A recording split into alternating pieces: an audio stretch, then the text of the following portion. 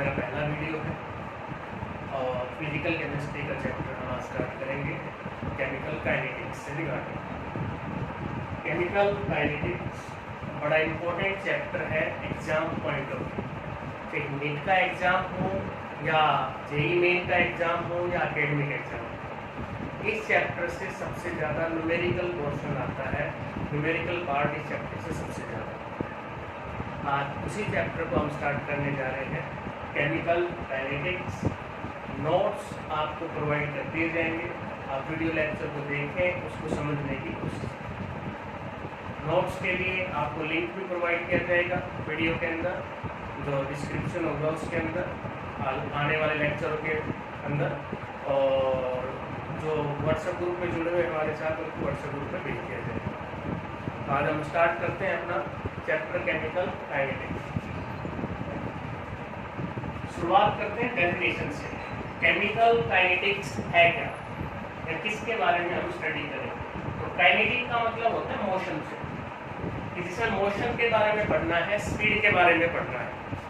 तो chemical kinetics क्या है कि it is the branch of physical chemistry.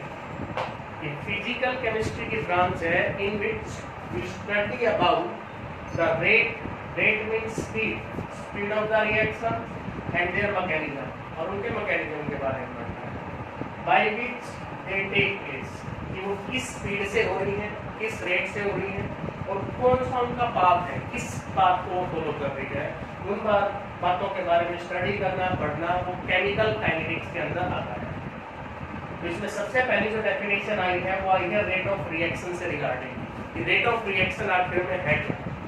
Rate word बेटा जिसके साथ भी लग जाता है, rate mean change with time, वो चीज टाइम के साथ चेंज हो रही। Rate of reaction means the change in the concentration of R and P, R for reactant and P for product।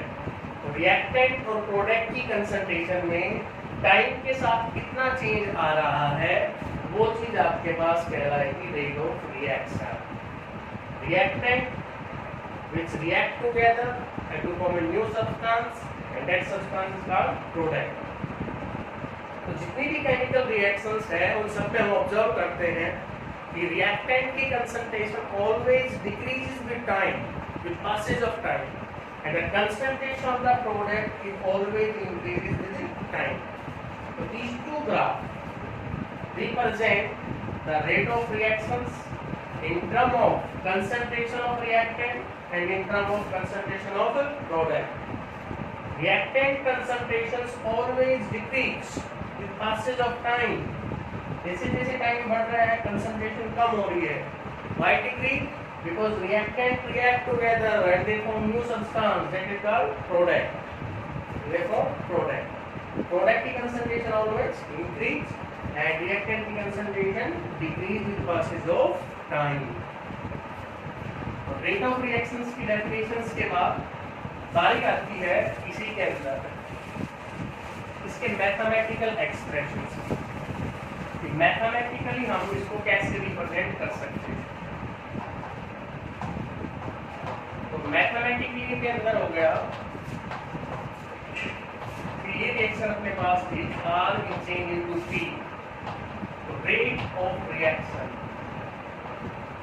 difference change, D for difference, differentiation, change in concentration of reactant with passage of time, change in time, or change in concentration of product with passage of time। With reactant concentrations we put here negative sign, and with product concentrations there is no signs, means it is a positive। What is the significance of this negative sign? Why we represent here negative sign? Why there is no sign? Means there is a positive sign। Significance of negative sign, ये जो negative sign है उसका significance क्या है? Significance of negative sign, it only represent decrease in concentration। Negative sign है तो concentration decrease हो रही है, और पॉजिटिव साइन है इट मींस कंसंट्रेशन इंक्रीज हो रही है। तो आपने देखा कि रिएक्टेंट कंज्यूम हो रहा है इसलिए उसकी कंसंट्रेशन डिक्रीज हो रही है, प्रोडक्ट नया बन रहा है उसकी कंसंट्रेशन बढ़ रही है उसके अंदर। नेगेटिव साइन का मतलब जस्ट ये है कि कंसंट्रेशन का कम होना, पॉजिटिव साइन है तो उसका मतलब कंसंट्रेशन का बढ़ना है। प्रोडक्ट की कंसंट्रेशन बढ़ती है, रिएक्टेंट की कंसंट्रेशन कम होती है टाइम के साथ। इसका ये मतलब बिल्कुल नहीं है कि रेट ऑफ रिएक्शन नेगेटिव है। ये चीज आपको हमेशा माइंड में रखनी पड़ेगी कि rate of reaction is always positive, never be negative. Rate of reaction कभी भी नेगेटिव नहीं होगा dear students, rate of reaction always positive. ये जो रेट है ये हमेशा पॉजिटिव, क्लियर है। मैथमेटिकल एक्सप्रेशन सिग्निफिकेंस का रेट का क्या सिग्निफिकेंस होगा, इसके बाद बारी आती है यूनिट कि रेट ऑफ रिएक्शन जो है उसकी यूनिट क्या होगी।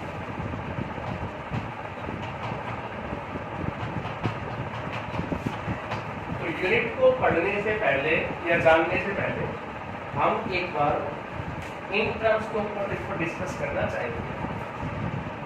ये जो स्केल ब्रैकेट यहाँ लगा रखी है मैथमेटिकल एक्सप्रेशन में, it represent molar concentration means molarity. ये जो टर्म है आपकी ये रिप्रेजेंट कर रही है मोलैरिटी, और टी है आपके पास वो है टाइम।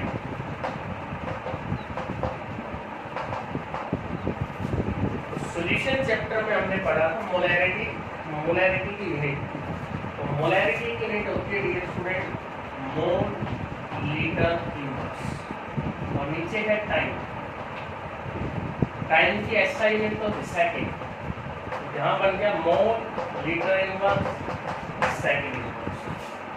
बट यहाँ नेसेसरी नहीं है कि टाइम हमेशा सेकंड में हो, टाइम मिनट में भी ले सकते हैं, आवर में भी ले सकते हैं, ईयर के अंदर भी हो सकते हैं। इस बात को क्लियर करें, नेसेसरी नहीं है काइनेटिक्स में टाइम हमेशा सेकंड में हो। लेकिन जब इलेक्ट्रोकेमिस्ट्री की बात की और फैराडे लॉ की बात आती थी तो वहाँ टाइम हमेशा सेकंड के अंदर ही होता था।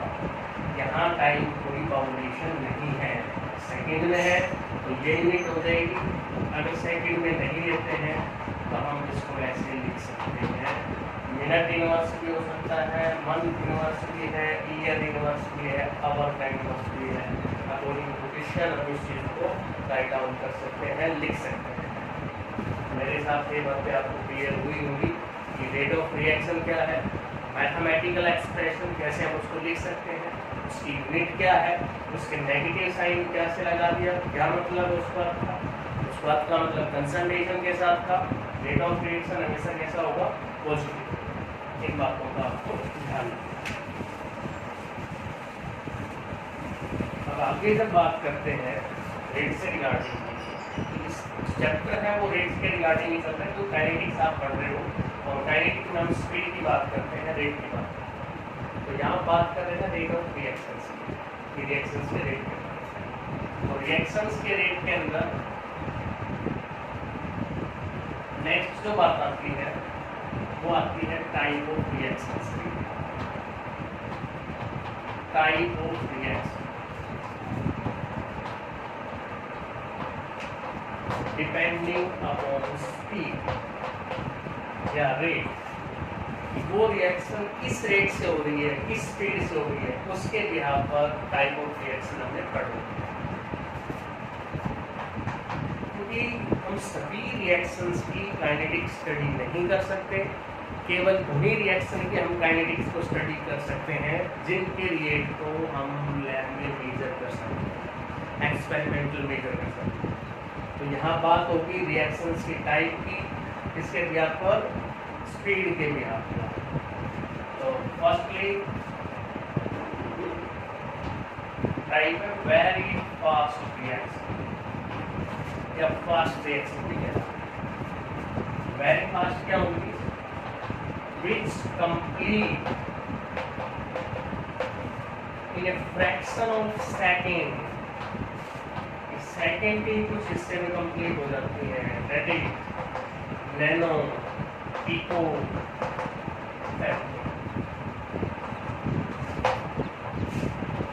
सेकंड के कुछ हिस्से में जो कंप्लीट हो जाए, that reaction is called very fast reaction.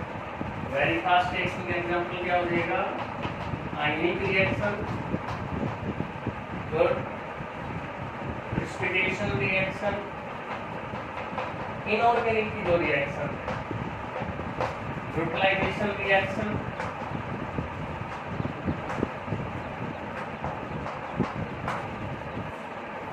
ionic reactions, precipitations reactions, neutralization reactions.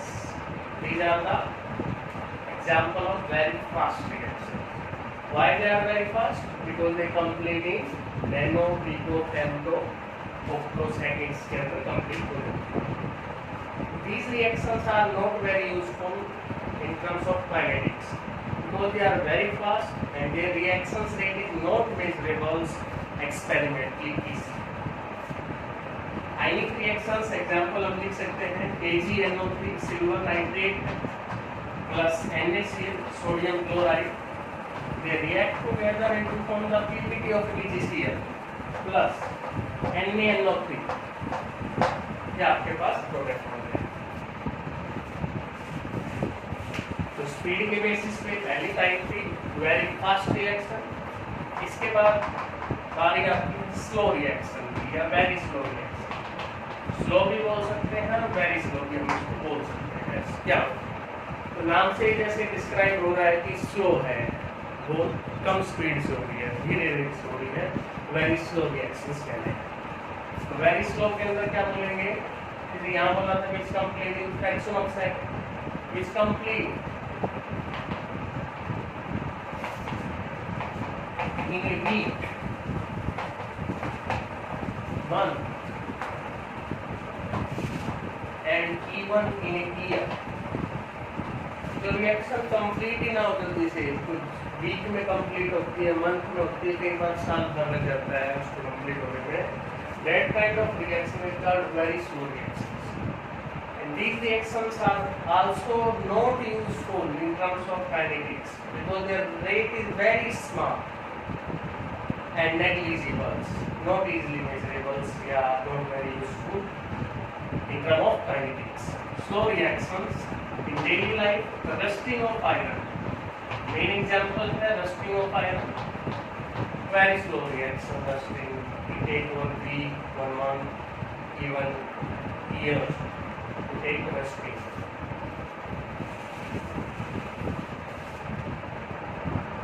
Another example, H2 and O2 के बीच की reaction, the formation of H2.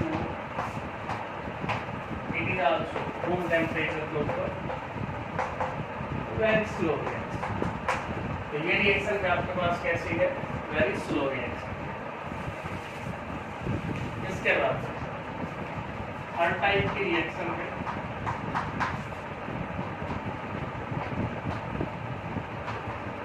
moderate rate reaction। Third type की रिएक्शन है मॉडरेट रेट रिएक्शन या measurable rate reaction, जिनके rate को measure कर सकते हैं। In term of kinetic this is very important reactions because their rate is measure in laboratory at normal ordinary conditions. तो moderate rate reactions क्या होंगी? Which rate measure in laboratory easy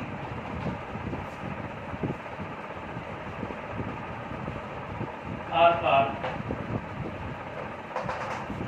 moderate rate reaction। अगर journal example की बात करूं, organic जो reactions हैं आपके पास, they are moderate rate reaction, organic reaction. For example hydrolysis हो, ethyl acetate, ethyl acetate, this is the formula of ethyl acetate, either it is acidic hydrolyte or basic hydrolyte। In both cases the rate of reaction is major and it is an example of moderate rate reaction. Moderate rate reaction का example. इसके बाद बात करते हैं another example की, इसी के अंदर मॉडरेट रेट रिएक्शन के अंदर, और वो एग्जाम्पल हमने ले लिया inversion of cane sugar.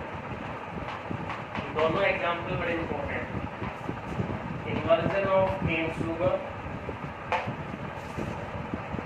C12H22O11 plus H2O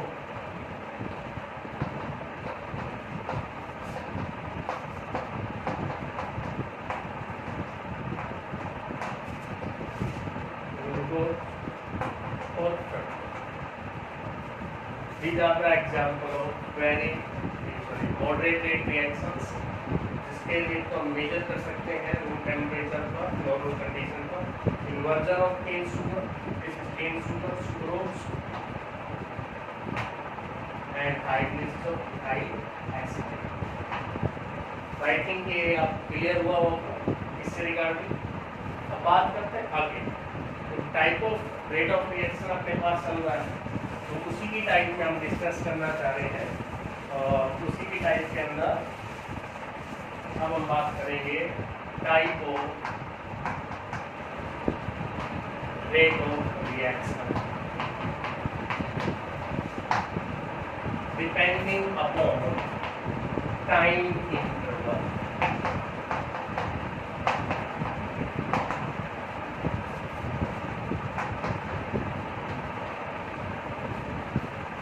type of rate of reaction depending upon time interval.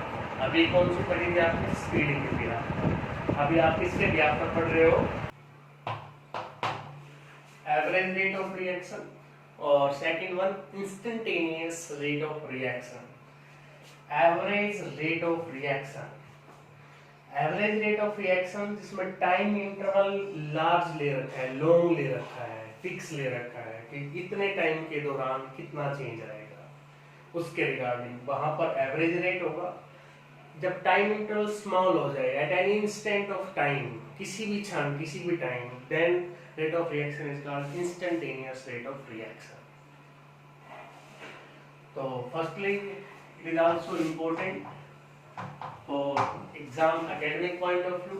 Define करना आ जाता है, define average rate of reactions. तो एवरेज रेट ऑफ रिएक्शन में टाइम इंटरवल फिक्स होगा, लॉन्ग होगा. Definite change in concentration of reactant और product in definite interval of time, कि जब चेंज है वो डेफिनेट हो, एक डेफिनेट इंटरवल ऑफ टाइम के अंदर, तो टाइम इंटरवल फिक्स ले लिया तो चेंज फिक्स हो जाएगा, उस दौरान कितना चेंज आएगा. Average rate of reactions is represented by del, del rate, और इसको ऐसे भी लिख देते हैं रेट एवरेज, आर एवरेज भी लिख सकते हैं. मैथमेटिकल डेल डिफरेंशिएशन को रिप्रेजेंट कर रहा है, चेंज को रिप्रेजेंट कर रहा है. Change in concentration of reactant with time with negative sign, concentration कम हो रही है. प्रोडक्ट की कंसंट्रेशंस डिक्रीज विद टाइम. ये एवरेज रेट ऑफ रिएक्शन आ गया है. जो डेल यहाँ पर आ रहा है, डेल का मतलब है एक डेफिनेट चेंज है एवरेज के लिए. तो ये अपने पास होगा final minus initial, final minus initial. ये इस चीज को रिप्रेजेंट आपके पास करेगा. ग्राफिकली इस चीज को रिप्रेजेंट करना हो कि एवरेज रेट ऑफ रिएक्शन को हम ग्राफिकली कैसे रिप्रेजेंट करेंगे. तो यहाँ ग्राफ बनाएंगे उसी तरीके का. रेट ऑफ रिएक्शन का ग्राफ आपके दिमाग में हो जाना चाहिए सेट कि रेट ऑफ रिएक्शन में वाई एक्सिस पे तो हमने कंसंट्रेशन ले रखी है और एक्स एक्सिस पे हमने टाइम इंटरवल ले रखा है. रिएक्टेंट की बात कर रहे हो तो इस तरह का ग्राफ आपके पास आ रहा है. आपने जब टाइम इंटरवल t1 ले लिया, उसके कोरस्पोंडिंग जो कंसंट्रेशन है दैट इज C1. आपने टाइम इंटरवल t2 ले लिया, फिक्स टाइम इंटरवल, उस टाइम इंटरवल के ऊपर जो कंसंट्रेशन था वो C2. तो यहाँ से जो एवरेज रेट आ जाएगा फॉर ए रिएक्टेंट, क्योंकि ग्राफ रिएक्टेंट के लिए है इसलिए माइनस साइन यहाँ पे मैंने लगा दिया। Final minus initial T2 minus T, तो ये एवरेज रेट हो गया। Final minus initial concentration divide by final minus initial time interval. Negative sign represent decrease in concentration, concentration यहाँ पर डिक्रीज हो रही है। तो ये ग्राफ आपके पास आ गया है एवरेज रेट ऑफ रिएक्शंस के लिए। ये रिएक्टेंट के लिए ग्राफ है। सिमिलरली आप प्रैक्टिस करके देखेंगे, प्रोडक्ट के लिए ग्राफ बनाएंगे। ग्राफ बनाया, y एक्सिस पे कंसंट्रेशन, x एक्सिस के ऊपर टाइम, प्रोडक्ट का ग्राफ इस तरीके का है। एवरेज की बात कर रहे हो तो टाइम इंटरवल को फिक्स लेना है, कोई भी दो टाइम इंटरवल में वहां पर ले लेना है। इसके ऊपर कई बार 2 नंबर में न्यूमेरिकल पूछ लेते हैं एग्जाम के अंदर, एकेडमिक एग्जाम के अंदर, कि एवरेज रेट ऑफ रिएक्शन को फाइंड आउट करना। हम इसके ऊपर न्यूमेरिकल करने जा रहे हैं अभी, एवरेज रेट ऑफ रिएक्शन के ऊपर। न्यूमेरिकल के लिए मैं एक स्टेटमेंट ले लेता हूं। स्टेटमेंट हमें दे दी गई बेटा, in a reaction the concentration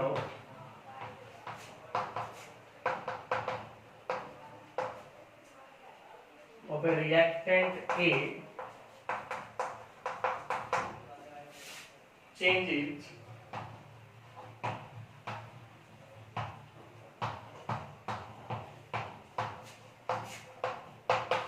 mole liter inverse to 0.150 mole liter inverse in 10 minutes.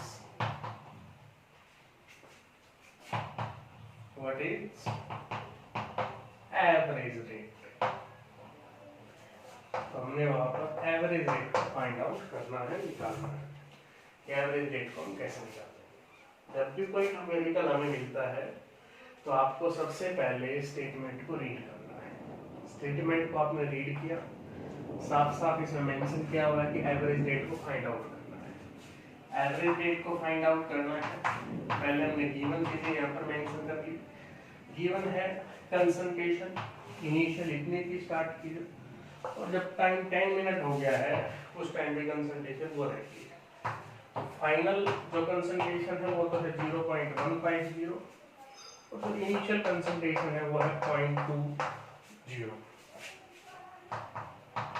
Time की बात करूँ, टाइम फाइनल तो 10 मिनट्स है, और इनिशियल की बात करूँ तो 0 मिनट। हमने फाइंड आउट करना है एवरेज रेट। एवरेज रेट को निकालना है final minus initial, value put करनी पड़ेगी C2 की और C1 की। तो C2 और C1 की वैल्यू को पुट करना है।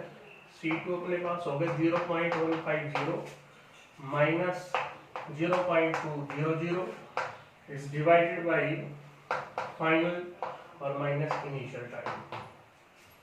इससे जब हम माइनस कर लेते हैं तो ये अपने पास आ जाएगा इनका subtraction -0.050 divide by 10। Minus into minus plus हो गया और आपका फाइनल आंसर ये आ गया। This is your final answer and must write the unit. Unit आपको मेंशन करनी है। तो रेट ऑफ रिएक्शन की यूनिट मोल लीटर इनवर्स, और यहाँ टाइम मिनट में है तो मिनट का इनवर्स हो जाएगा।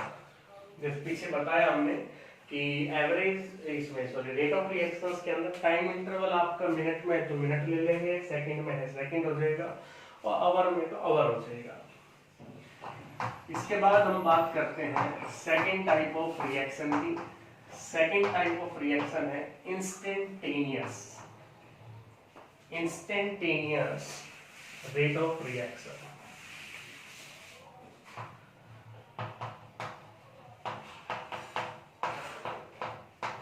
इंस्टेंट एट एनी टाइम, जब टाइम इंटरवल बहुत ही स्मॉल है, छोटा है, उस टाइम के ऊपर जो रेट ऑफ रिएक्शन होगा वो इंस्टेंटेनियस कहलाएगा। Time interval small.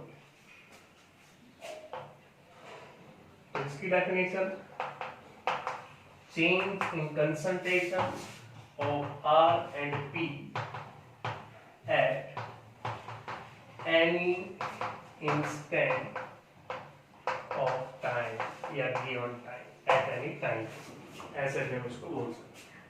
वो कहलाएगा instantaneous rate of reaction. Instantaneous में चेंज स्मॉल होता है, इसलिए इसको सिंपली हम रेट और ऐसे हम इसको रिप्रेजेंट करेंगे।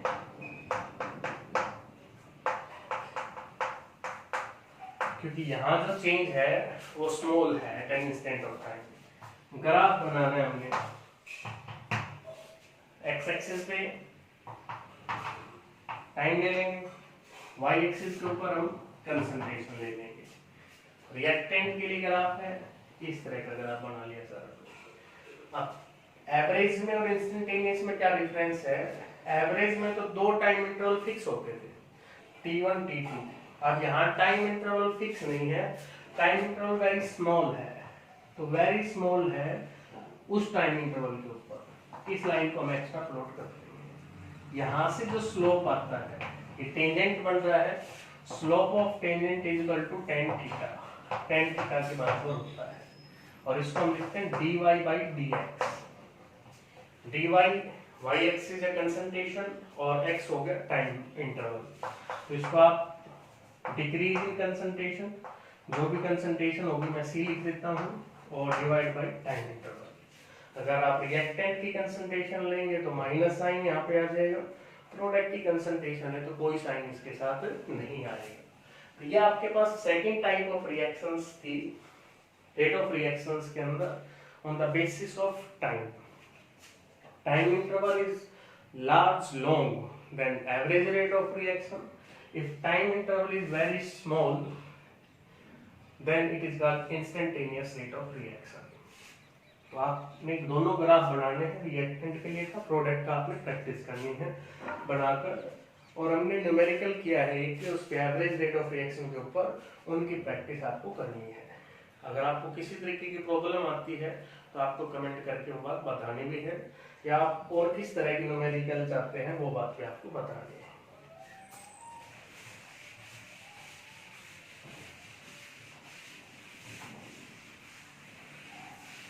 इसके बाद नेक्स्ट टॉपिक है अपना expression of rate of reaction, a very important topic for competition exam point of view and academic exam point of view. Expression of rate of reaction, कि रेट ऑफ रिएक्शंस को express करना है, लिखना है, represent करना है, कैसे हम उसको रिप्रेजेंट करेंगे।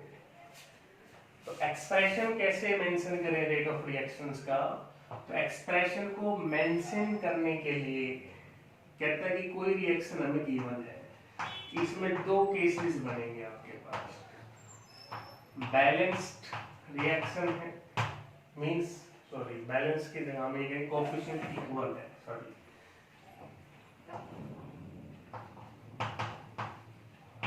स्टाइकोमेट्रिक कोएफिशिएंट इक्वल, और एक हो जाएगा स्टाइकोमेट्रिक कोएफिशिएंट अनइक्वल, इक्वल नहीं। पहला केस लेता हूं मैं एक्सप्रेशन में कि जब हमारे पास स्टाइकोमेट्रिक कोएफिशिएंट इक्वल दे रखे हैं, बराबर दे रखे हैं, तब हम रेट ऑफ रिएक्शन को किस तरीके से एक्सप्रेस करेंगे, और जब हमारे पास बराबर नहीं है तो हम किस तरीके से एक्सप्रेस करेंगे। तो स्टाइकोमेट्रिक कोएफिशिएंट अगर इक्वल है, कैसे समझेंगे इस बात को? फर्स्ट केस में लेके चल रहा हूँ, मैंने केस ले ली a plus b change into c plus d, reactant product, इन सभी का स्टाइकोमेट्रिक कोएफिशिएंट 1 1 है, इक्वल है। उस टाइम पर जो रिएक्शन का रेट है, रेट की definition change in concentration of reactant, reactant है A, रिएक्टेंट है नेगेटिव साइन,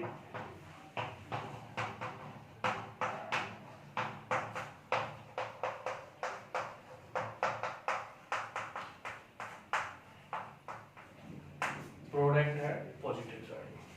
कोफिशिएंट इक्वल थे तो simply if the stoichiometric coefficients are equal in given equation, then rate of reaction is expressed as either you can write decrease in term of reactant concentration, decrease in reactant concentration, or increase in product concentration are equal because stoichiometric coefficient है वो बराबर थे, equal थे, तो वहां पर इस तरह की समस्या नहीं आती, प्रॉब्लम नहीं आती। स्टाइकोमेट्रिक कोएफिशिएंट अगर बराबर है तो आपको सिंपली इसको डिफरेंशियल फॉर्म में आपने उसको लिख दिया। अब प्रॉब्लम कहाँ आती है या क्वेश्चन किसके ऊपर आता है, इसके ऊपर आता है। चाहिए मेन में काफी बार क्वेश्चन आता है, नीट एग्जाम में काफी बार क्वेश्चन आता है कि जब स्टाइकोमेट्रिक कोएफिशिएंट आपके पास अनइक्वल है, वो बराबर नहीं है, उस टाइम पर आप क्या करोगे। जैसे मैंने यहाँ बी लिख दिया, स्मॉल सी यहाँ स्मॉल डी लिख दिया है, तो उस केस में जब स्टाइकोमेट्रिक कोएफिशिएंट आपके पास अनइक्वल है, वहां जो कोएफिशिएंट होगा वो डिवाइड हो जाएगा या डिवाइड चला जाएगा, नीचे चला जाएगा, फ्रैक्शन में चला जाएगा उसके साथ जो भी आपका रेट है जिस भी टर्म में, ए की टर्म में, बी की टर्म में, सी की टर्म में। तो अनइक्वल की टर्म में जब स्टाइकोमेट्रिक कोएफिशिएंट अनइक्वल है, बड़ी इंपॉर्टेंट बात है ध्यान रखने के लिए, वो स्टाइकोमेट्रिक कोएफिशिएंट डिवाइड में चला जाएगा।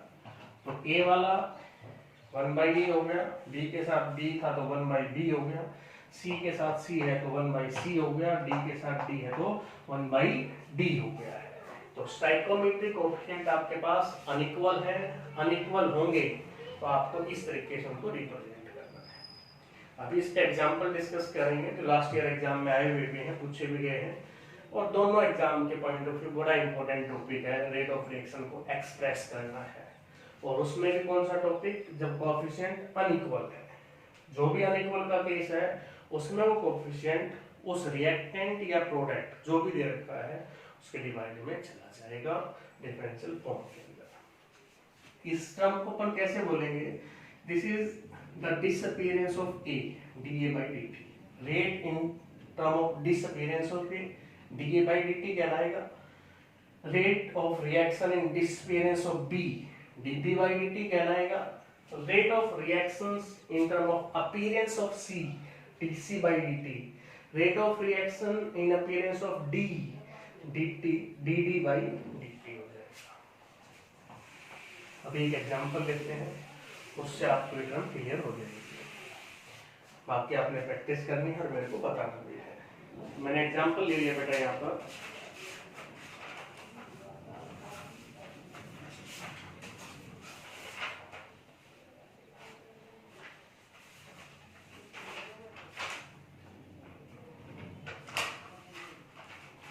जैसे ये रिएक्शन मेरे को दे दी गई, 2A + B it change into 3C + B।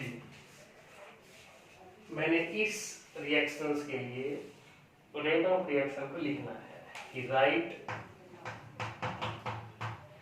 Rate of expression या expression rate for given reaction, इस रिएक्शन के। तो रेट हमें पता ही है कि decrease in concentration of reactant, reactant A था, इसकी कंसंट्रेशन, कोएफिशिएंट अब इक्वल है अनइक्वल है, अनइक्वल है, अनइक्वल है तो डिवाइड में चला गया।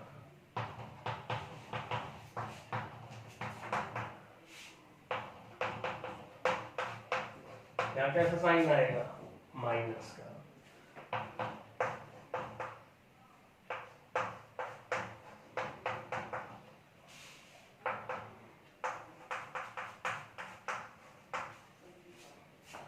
ये आपके पास आ गया rate of expression for the given reaction. अब इसी में अगर आपसे ये बात पूछ लेते हैं कि what is the relationship between in rate of disappearance of A and appearance of C, तो दोनों के बीच में अगर हमें रिलेशनशिप को फाइंड आउट करना है, यहाँ ये यहाँ से -1/2 यहाँ था 1/3 dc/dt और dA/dt is equal to 2/3 dc/dt। ये रिलेशनशिप आ गई इन term of disappearance, in term of appearance, rate of appearance, rate of disappearance. A disappear हो रहा था, सी आपके पास अपीयर हो रहा था, उसके टर्म में आपको रिलेशनशिप फाइंड आउट करनी। तो इस चीज की आपने प्रैक्टिस करनी है, बड़ा इंपॉर्टेंट टॉपिक है exam point of view, competitions के लिए भी इम्पोर्टेंट है और एकेडमिक एग्जाम के लिए भी इम्पोर्टेंट है। तो बाकी नेक्स्ट वीडियो में करते हैं। ये फर्स्ट लेक्चर था अपना जो कंप्लीट होता है, सेकंड लेक्चर में हम इससे आगे की बातें प्रोसीड करेंगे। तब तक